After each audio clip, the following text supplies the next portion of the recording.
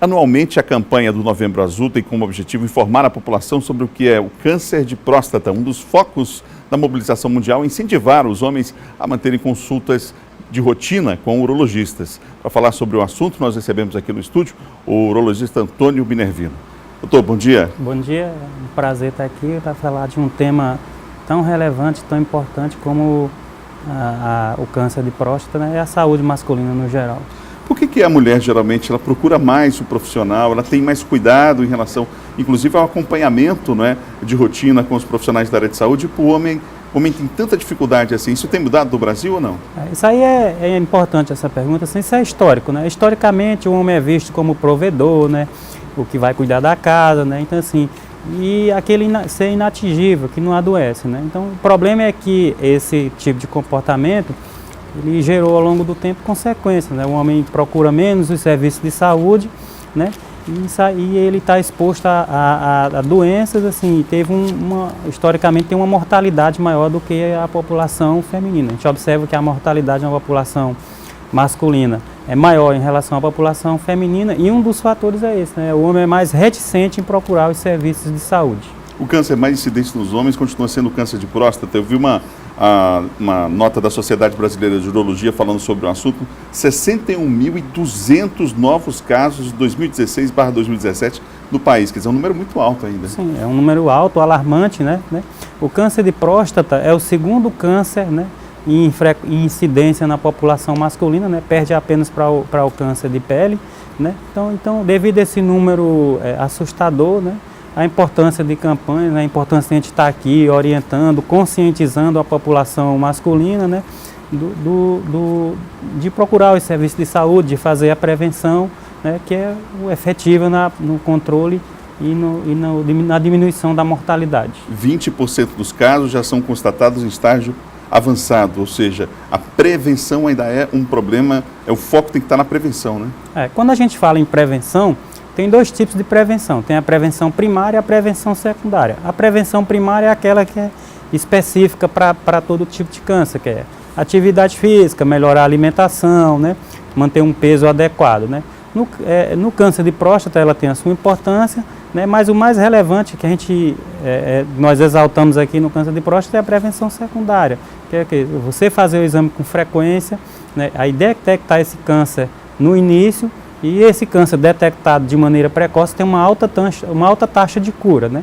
Então, muitos se perguntam assim, o que eu posso fazer para prevenir o câncer de próstata?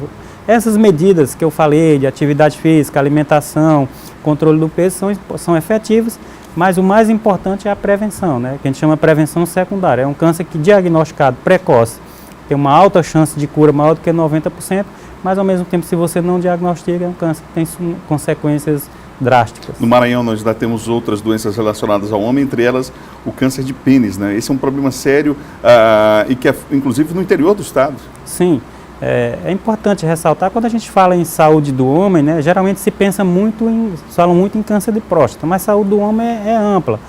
Doença sexualmente transmissível, a infertilidade é importante na saúde do homem, e levando aqui para o nosso estado, né, a questão do câncer de pênis, que é um câncer comum no nosso estado, é um câncer que tem uma incidência considerável no nosso estado, né? E o mais importante em relação a esse câncer é um câncer que pode ser prevenido com medidas simples, né? Só como tomando exemplo, assim, o mais importante para se prevenir o câncer de pênis é uma boa higiene de pênis, né? O pênis tem que ser lavado pelo menos 2 a 3 vezes ao dia.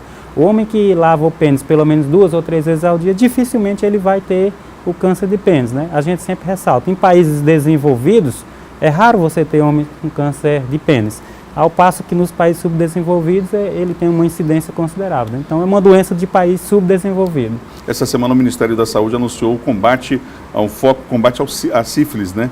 Que é um outro problema sério também, números também são alarmantes aqui no país, né? Sim, como eu falei, assim, doença sexualmente transmissível, né, faz parte também da saúde do homem, né? A gente tem surtos recentes que estão reaparecendo, né? E é uma doença importante, uma doença que tem uma morbidade importante, a sífilis, né?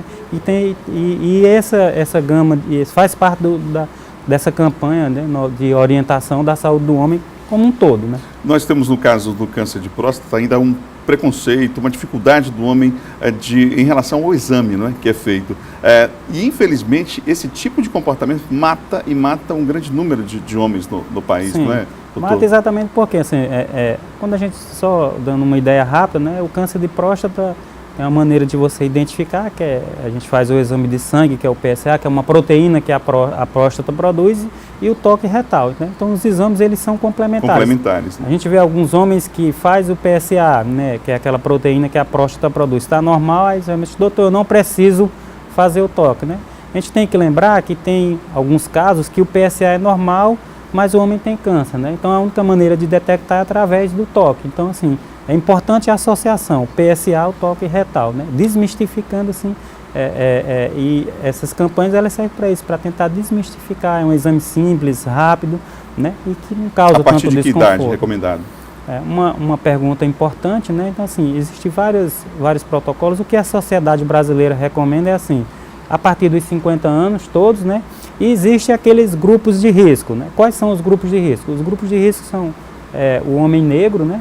O homem de ascendência negra, ele tem um risco maior, tanto de câncer como e entendo o câncer de um câncer mais grave, é a história familiar, né? Se você ficar atento a esses aspectos. São os dois grupos de risco. Se você tem um parente de primeiro grau que teve câncer abaixo de 60 anos, você é considerado o grupo de risco. Então, os grupos de risco, quem faz parte desses grupos de risco, o ideal é fazer a partir dos 45, o recomendável. 45 anos, o recomendável. Doutor Minervino, obrigado pela entrevista, a presença aqui na TV Difusora. Muito obrigado. Eu que agradeço, né? E agradeço a oportunidade, né? Espero que tenha contribuído aí com nossos ouvintes.